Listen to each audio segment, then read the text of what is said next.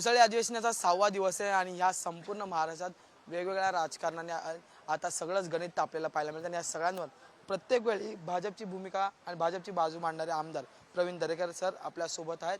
Sir खरं तर पुढारीमध्ये स्वागत आहे तुमचं. प्रत्येक वेळी तुम्ही भूमिका मांडण्यासाठी पुढारीवर असतात. कालही उशिरापर्यंत तुम्ही फोन दिलेला आहे. त्याच बातमीवर आता तुमचा बाईटही हवा आहे की काल नवाब मलिक ज्यांच्या विरोधात थेट राज्याचे उपमुख्यमंत्री आणि तुमचे महत्त्वाचे नेते देवेंद्र फडणवीस यांनी पत्रक सुद्धा काढलं होतं, ते अजित पवारांसोबत काल बैठकीत आम्हाला पाहायला मिळाले. तुमचं काय मत आहे? अजित पवारांचा देवगिरी बंगला आहे, ते पक्षाचे राष्ट्रीय अध्यक्ष आहेत, त्या पक्षाची बैठक आहे, ती काय महायुतीची बैठक नाही.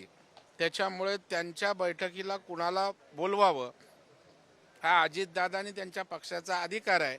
आम्ही त्यामध्ये ढवळाढवळ करणं किंवा त्यावर भाष्य करणं उचित आहे असं मला वाटत नाही. सर नक्कीच जसं तुम्ही म्हणतात की ते एकंदरीत त्यांच्या पक्षाचं काम आहे, पण हा पक्ष आता भाजप सोबत मागच्या 1 वर्षापासून सत्तेत आहेत, महायुतीचा भाग आहे आणि तरीही देवेंद्र फडणवीसांनी सक्त पत्र लिहिलं होतं आणि त्याच्यानंतरही तुमच्यासोबत असलेल्या पक्षासोबत जे तो हा आमदार आता गेलेला आपल्याला पाहायला मिळतो. नाही, त्या बैठकीचा संदर्भ ते आलेच, पक्षात प्रवेश केला, अजून त्याला भाष्य करायला वेळ आहे.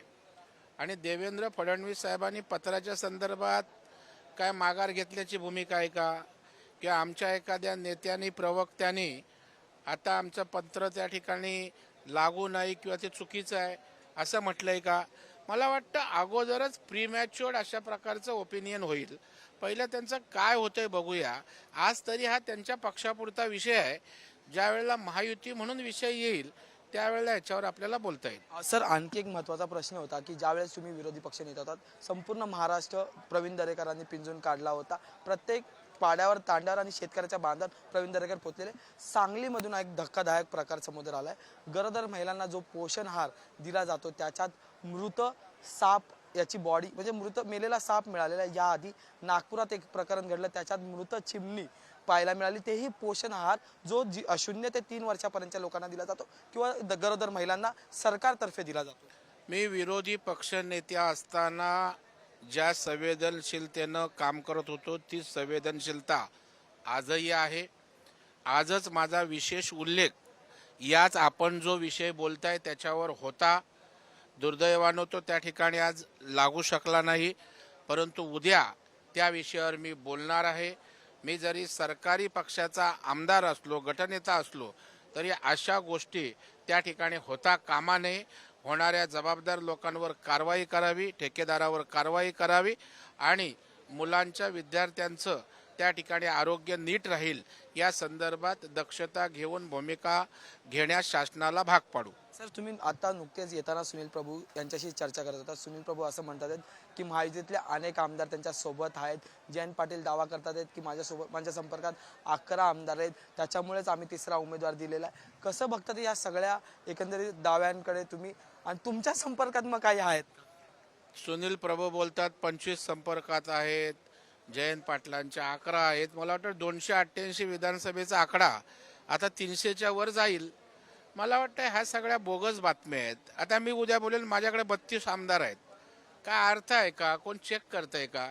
जेव्हा घोडा मैदान लांब नाहीये, विधान परिषदेचं वोटिंग होईल त्यावेळेला कोण कोणाबरोबर आहे हे त्या ठिकाणी समजतं.